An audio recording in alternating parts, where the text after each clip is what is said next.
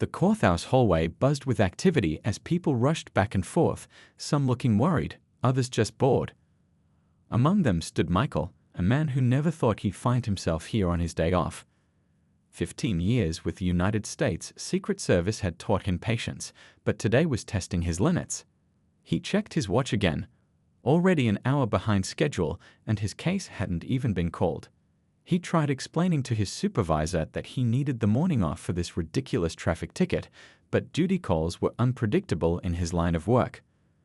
That's why he was dressed in jeans and a simple button-down shirt instead of his usual suit and tie.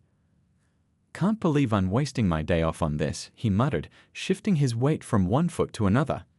The ticket had been a mistake, he was sure of it. The officer claimed Michael had run a red light on Fifth Avenue last month, but Michael knew better. He had been responding to an urgent call about a potential security threat that day, and the light had definitely been yellow. The wooden bench felt hard against his back as he waited. Around him, people from all walks of life sat in various states of anxiety. A young mother tried to quiet her fussy baby. An elderly man dozed off, his cane propped against his knee. A college student frantically flipped through notes, probably missing class for this. Finally, the doors to courtroom B swung open, and a court officer called out for the next batch of cases. Michael gathered his papers and followed the crowd inside, finding a seat near the back. Judge Harold Wilson presided over traffic court that day.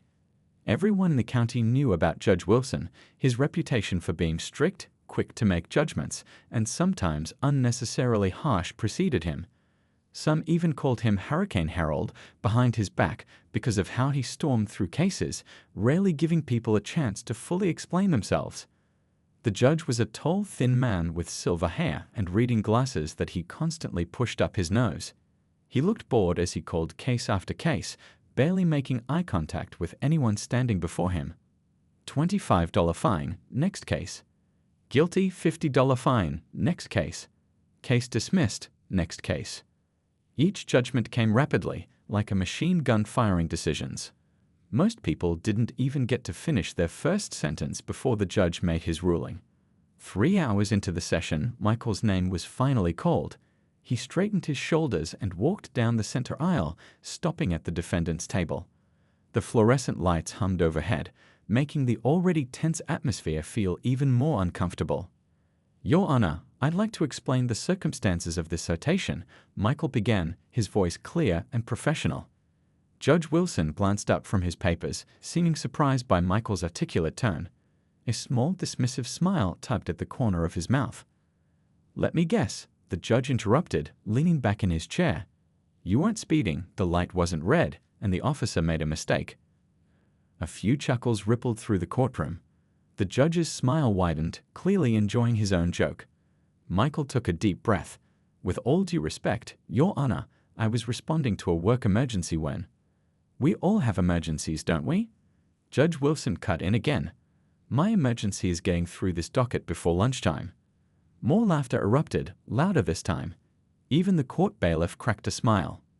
Michael felt his face growing warm, not from embarrassment, but from the effort of keeping his composure. 15 years of training in high-pressure situations was proving useful in an unexpected way. "The citation states you ran a red light on Fifth Avenue on April 12th, the judge continued, looking down at the papers. "Officer Thompson has an excellent record." "Are you suggesting he's incompetent?" "No, Your Honor, I'm suggesting there may have been a misunderstanding given the circumstances of—" Judge Wilson waved his hand dismissively. "Save it. I've heard every excuse in the book." He looked Michael up and down, taking in his casual clothes and confident stance with what seemed like amusement. "What is it that you do that's so important you can't obey traffic laws like the rest of us?"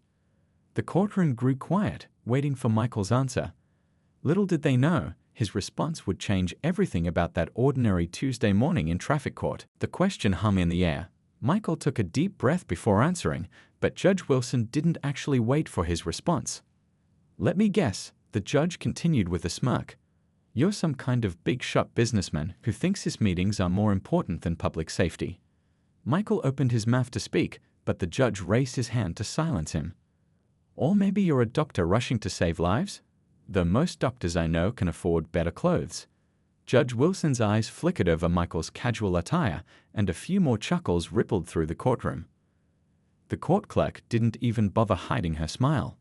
The bailiff, a heavy-set man with a military haircut, exchanged knowing glances with the officer who had written the ticket. It was clear they'd seen this routine before, the judge putting people in their place, reminding them that in this room, he was the only authority that mattered. "Your Honor, if I could just explain," Michael tried again, his voice steady despite the growing frustration he felt. "You know what's interesting?" Judge Wilson leaned forward, cutting Michael off mid-sentence. "Everyone who comes through that door has an explanation. Everyone has a story about why the rules shouldn't apply to them." He tapped his gavel lightly on the bench, not as an official gesture, but more like a teacher tapping a ruler to make a point. The room had grown warmer, or maybe it just felt that way to Michael. The fluorescent lights buzzed overhead, and he noticed a small coffee stain on the judge's robe. Such a small detail in such a tense moment. "I don't think I'm above the rules, Your Honor," Michael said when the judge finally paused. "I'm simply trying to explain the circumstances of." "The circumstances?" Judge Wilson's eyebrows shot up in mock surprise. "Oh, by all means, tell us about these special circumstances." A woman in the back row whispered something to her neighbor, and they both snickered. Michael felt every eye in the room on him, some sympathetic, others enjoying the show. "I was responding to a work emergency," Michael explained, keeping his voice level. "The light was yellow when I entered the intersection." "A work emergency," the judge repeated, drawing out each syllable. "What do you do for work that's so emergency-oriented? Stock market crashing? Coffee machine broken at the office?" More laughter filled the courtroom. A young man in the front row looked uncomfortable, shifting in his seat and avoiding eye contact with anyone. Perhaps he recognized the unfairness unfolding before him, or maybe he was just worried about his own case. "I work in security, Your Honor," Michael said simply. "Security?" Judge Wilson threw his hands up dramatically. "Well, why didn't you say so? More security? Nightclub bouncer? Do enlighten us." The judge's sarcasm cut through the air. The court reporter's fingers hovered over her machine, her expression neutral but her eyes darting between Michael and the judge. "Federal security, sir," Michael clarified, his patience wearing thinner by the second. "Federal security," the judge mimicked, his tone making it clear he didn't believe Michael. "And I suppose you were chasing a bank robber when you ran that light? Or maybe escorting the president?" He laughed at his own joke, and several others joined in. The officer who had issued the ticket stepped forward. "Your Honor, if I may add something. When I pulled him over, he was quite insistent that I was making a mistake. Almost argumentative." Argumentative with law enforcement. Judge Wilson clicked his tongue disapprovingly. "That doesn't help your case, Mr. Federal Security." Michael felt his heart rate increase slightly. Not from nervousness, but from the rising tide of indignation. In 15 years of service, he had faced dangerous situations, protected high-profile individuals, and dealt with real threats to national security. Yet here he was, being mocked in a small county courtroom over a traffic violation that hadn't even happened. "Your Honor," Michael said, his voice taking on a tone of finality that made several people in the courtroom sit up straighter. "I believe there's something you should say." Judge Wilson sighed dramatically, as if greatly inconvenienced. "Fine. What evidence do you have that Officer Thompson, with his 12 years of exemplary service, somehow made a mistake in your case?" Michael reached slowly into his jacket pocket. The movement caught the bailiff's attention, who instinctively placed his hand near his weapon, a reaction born of training rather than any real threat. What Michael pulled out would change the entire mood of the courtroom in an instant. Before Michael could pull out his identification, Judge Wilson raised his hand. "Wait, wait, wait," the judge said, leaning forward with an exaggerated sigh. "Let me save us all some time here." He adjusted his glasses and looked down at the papers before him. "You got caught running a red light. It happens to everyone. Just pay the fine and we can all move on with our day." The impatience in his voice was clear. To him, Michael was just another case number, another person to process before lunch. "Your Honor," Michael began again, "I understand your time is valuable. So is mine. That's why I wouldn't be here if I actually ran that light." A few murmurs spread through the courtroom. Most people just paid their tickets without fighting them. The fact that Michael stood his ground caught people's attention.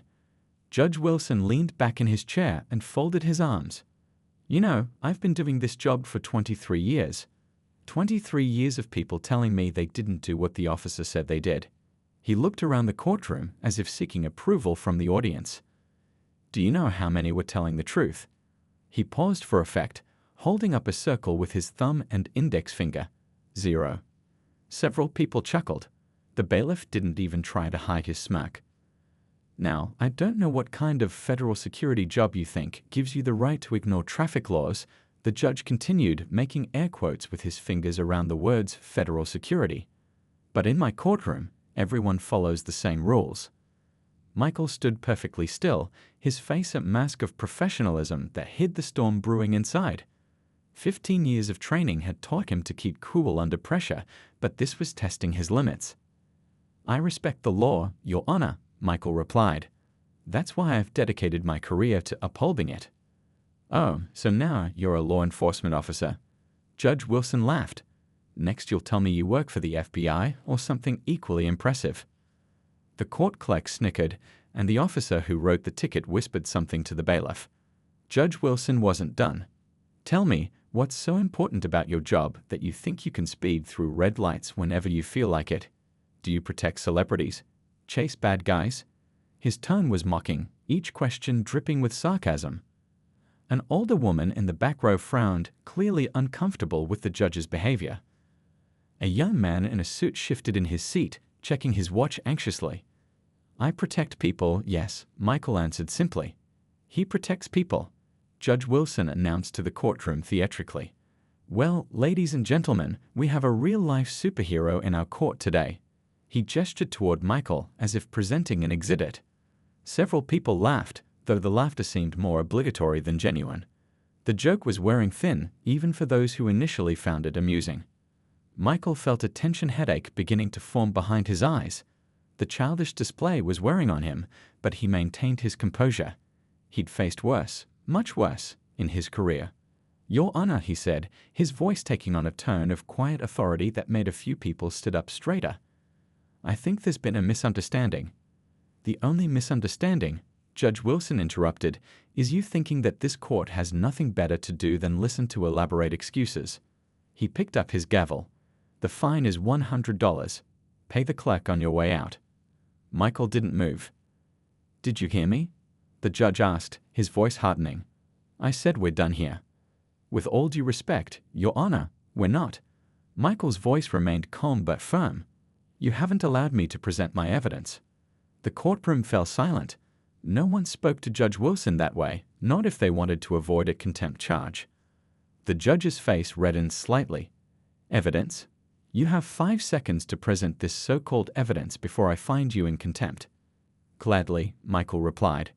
He reached into his inner jacket pocket again, slower this time, making his movements clear and deliberate.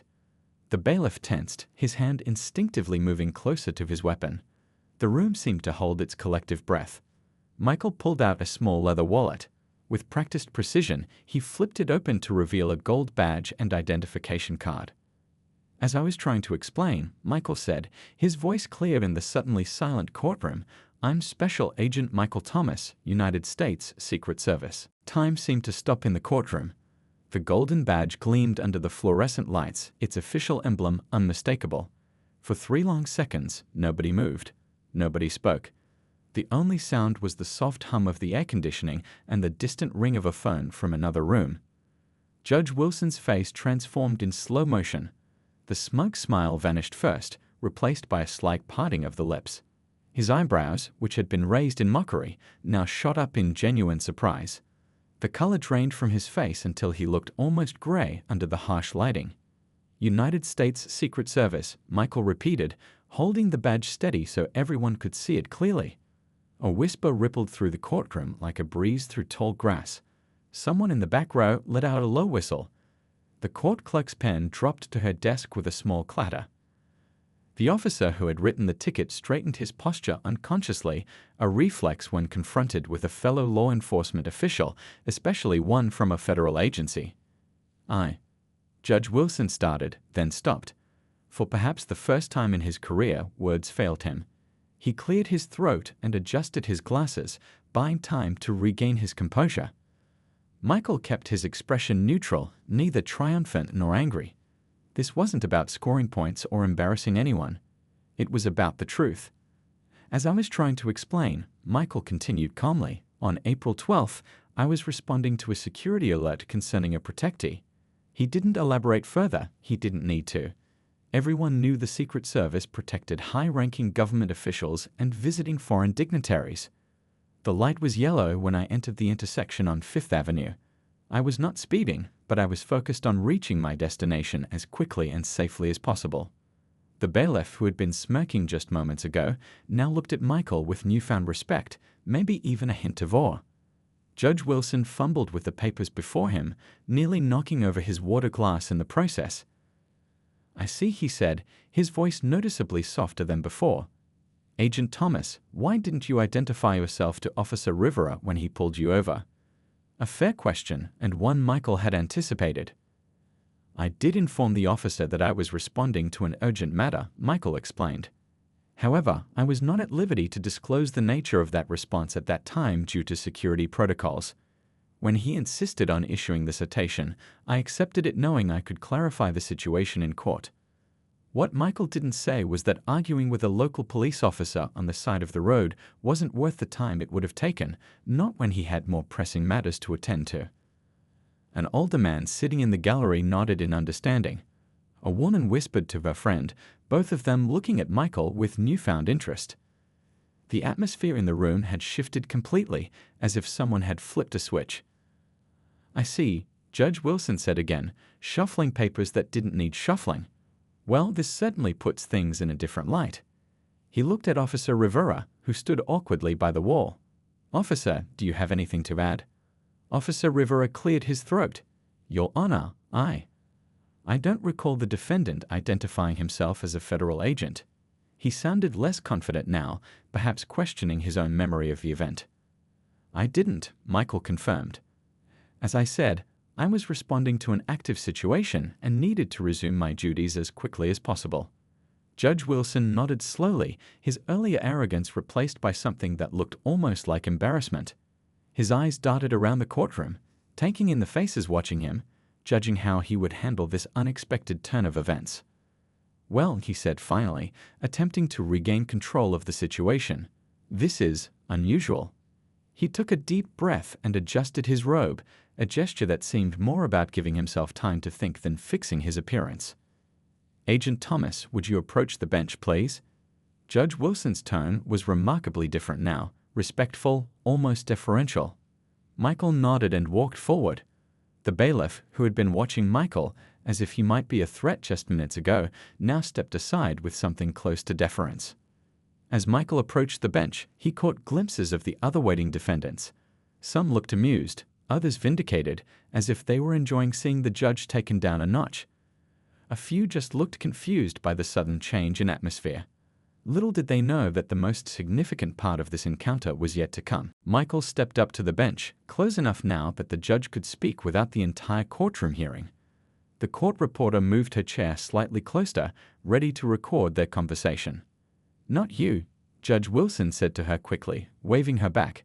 "Give us a moment." The reporter hesitated, then nodded and moved away. This was unusual. Court proceedings were supposed to be on the record, but no one was going to question the judge right now. Judge Wilson leaned forward, his voice barely above a whisper. "Agent Thomas, I want to apologize for my earlier comments." The words seemed to physically pain him, each one pulled reluctantly from somewhere deep inside. Michael stood straight, hands clasped in front of him. "Thank you, Your Honor."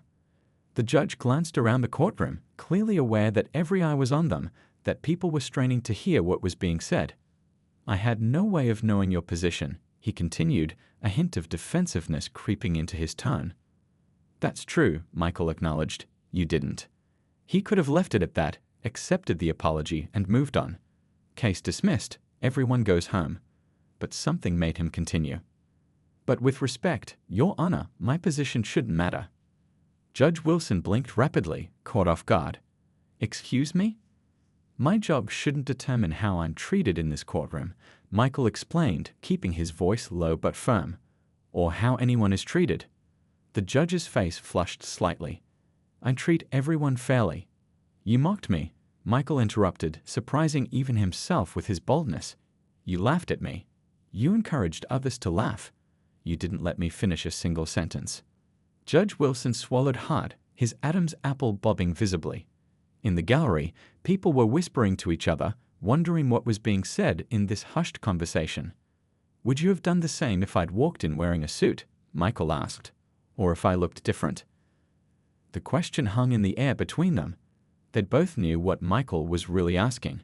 Would the judge have treated him the same way if his skin had been a different color? I don't see color in my courtroom, Judge Wilson said stiffly. With all due respect, Michael replied quietly, everyone sees color.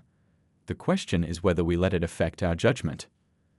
The courtroom remained hushed, the silence stretching uncomfortably as the two men stood face to face. Even the bailiff seemed to be holding his breath. Finally, Judge Wilson spoke again. What exactly do you want, Agent Thomas? For me to apologize publicly? To admit some kind of bias? Michael shook his head slowly. I don't want anything from you, Your Honor. I just want my case dismissed because I didn't run that red light. He paused, then added, and maybe, if I'm being honest, I hope the next person who stands where I'm standing gets a fair chance to speak, regardless of what they're wearing, or what they look like, or what job they have. Something flickered across Judge Wilson's face, recognition, perhaps, or the uncomfortable sting of truth. He straightened up and cleared his throat. Case dismissed, he announced, loud enough for everyone to hear. Then, more quietly, thank you for your service, Agent. Michael nodded once and turned to leave. As he did, he noticed the officer who had written the ticket looking uncomfortable, shifting his weight from one foot to another. Officer, Michael said as he passed, no hard feelings. You were doing your job. The officer looked surprised, then relieved. Thank you, sir. As Michael walked down the center aisle toward the exit, he felt the weight of dozens of eyes following him. The young mother with the baby gave him a small smile. The elderly man nodded respectfully. The college student looked at him with something like awe. Just before reaching the door, Michael heard Judge Wilson's voice ring out, uncharacteristically clear and measured. Next case. Mr. Chen, please approach the bench. There was a different tone to the judge's voice now, more patient, less dismissive. As the door swung closed behind him, Michael caught a glimpse of Judge Wilson actually listening as the next defendant began to speak. Outside in the hallway, the air felt cooler, cleaner somehow. Michael checked his watch. The whole ordeal had taken less than 20 minutes, but it felt like hours had passed. His phone buzzed in his pocket, work calling, no doubt wondering where he was. Before he could answer it, the courtroom door opened again, and a young woman hurried out. She looked to be in her mid-20s, with a notebook clutched to her chest and determination in her eyes. Excuse me, she called after Michael. Agent, could I speak with you for a moment? Michael turned, surprised to see the young woman hurrying toward him. She was dressed professionally in a gray blazer and dark slacks, her hair pulled back neatly. Something about her seemed familiar, though he couldn't place where he might have seen her before. Yes, he replied, checking his watch. His phone buzzed again in his pocket. I'm Lisa, she said, extending her hand. I was in the courtroom just now. I'm a law student at City University. Now he remembered. She had been sitting near the front, taking notes throughout the proceedings. While others had laughed at the judge's jokes, her face had remained serious, observant. I have to get back to work, Michael said, shaking her hand briefly. Is there something I can help you with? Lisa nodded eagerly. I was hoping I could talk to you about what just happened in there.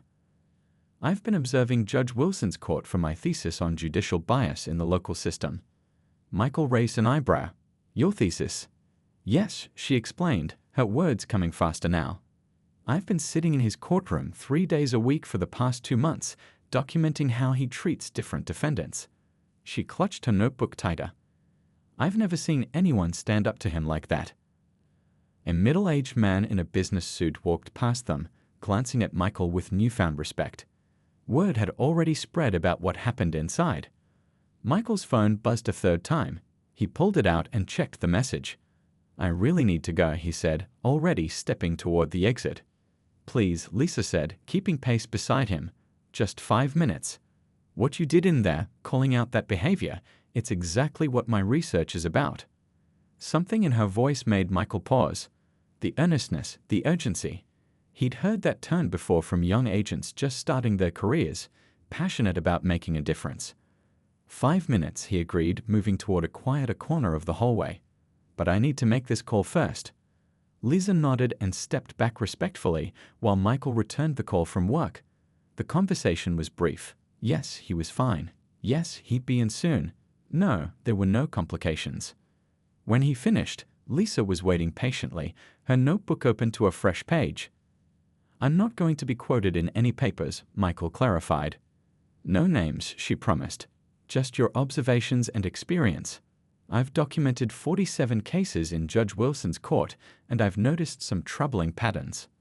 Michael leaned against the wall, curious despite himself. What kind of patterns? Lisa flipped back through her notebook. On average, he interrupts women and minorities twice as often as white male defendants. He's 3 times more likely to make jokes at their expense, and his fines are, on average, 20% higher for certain demographics. Michael wasn't surprised, but hearing the statistics still bothered him. You've been tracking all this? Every case, every interaction. She turned the notebook so he could see the careful notations, tallies, and comments filling the pages. But what I don't have is perspective from the defendants themselves. How it feels to be on the receiving end of that treatment. A group of people exited the courtroom, their conversation hushed as they passed Michael and Lisa. One woman gave Michael a small nod of acknowledgement. It feels like you're not being seen, Michael said after they had passed. Like you're not even a person, just a stereotype. A box to be checked and moved along. Lisa wrote quickly, nodding. And when you showed your badge? When he realized who you were? That's what bothered me the most, Michael admitted. The instant change. Suddenly I was worth listening to, worth respecting. Not because I'm a human being deserving of basic courtesy, but because he was afraid of the badge, of the power it represents. A courthouse security guard walked by, eyeing them curiously but continuing on his rounds. Have others shared similar experiences with you? Michael asked. Lisa nodded. Many. Some were too intimidated to speak up. Others tried but were shut down, even threatened with contempt. She looked up from her notes. What you did in there, challenging him at the bench. I couldn't hear everything, but it seemed like you weren't just defending yourself. I wasn't, Michael confirmed. I'm lucky. The badge gives me a voice. Most people who walk into that courtroom don't have that advantage. Lisa studied him for a moment. Would you be willing to share more about your experiences? Not just today, but throughout your career? It would add valuable perspective to my research. Michael hesitated. He was naturally private about his work, trained to be discreet. But something about this felt important. I have to get back to work now, he said finally. But I can give you my card. Send me an email with some specific questions, and I'll see what I can do. Lisa's face lit up. Really? That would be incredible. Michael handed her his business card. No personal details, just his work email and office number. As she took it, the courthouse doors opened, and a familiar figure stepped into the hallway. Judge Wilson had removed his robes and was carrying a briefcase. He stopped short when he saw Michael and Lisa talking, his expression unreadable. For a long moment, the 3 of them stood frozen in an awkward triangle. Then, surprising everyone, the judge changed direction and walked straight toward them. Lisa tensed as Judge Wilson approached, clutching her notebook tighter against her chest.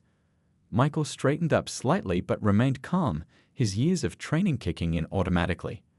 The judge stopped a few feet away, his expression hard to read. Without his robes, in just a shirt and tie, he seemed smaller somehow, more ordinary. He cleared his throat. Agent Thomas, he said with a nod. Then, glancing at Lisa, Miss Parker. So he knew her name. Interesting. Maybe he noticed her presence in his courtroom over the past 2 months. Judge Wilson, Michael replied with a polite nod. An uncomfortable silence followed. A group of lawyers walked past, their conversation dropping to whispers as they noticed the 3 of them standing there. Finally, the judge spoke again. I was hoping to catch you before you left. His voice was different now, less booming, more human. I wanted to speak with you privately. Michael glanced at Lisa, who looked ready to disappear into the background. "I can give you a few minutes," he said to the judge. "I should go," Lisa murmured, already taking a step back. "Actually," Judge Wilson said, surprising them both, "you might want to stay for this, Ms. Parker, given your research interests." Lisa froze, her eyes widening slightly. She hadn't realized the judge knew about her thesis. "You think I haven't noticed you sitting in my courtroom for weeks, taking notes?" The judge gave a small, humorless laugh. "I've been on the bench for over 2 decades. I notice everything." Michael watched the exchange with interest. There was something different about Judge Wilson now. The arrogance was gone, replaced by something that looked almost like reflection. "What happened in there?" The judge continued, gesturing back toward the courtroom. "Made me think about some things. Things I'm not particularly proud of." He paused, seeming to struggle with his next words.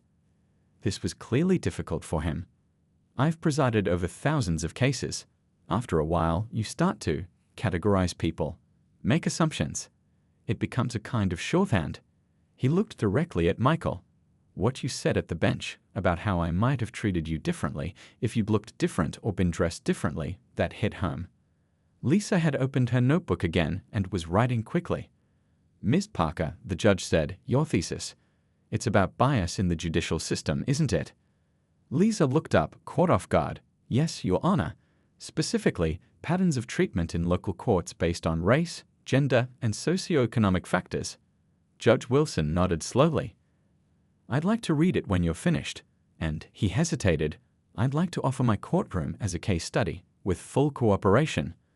Lisa's pen stopped moving. "Full cooperation?" She repeated, not quite believing what she was hearing.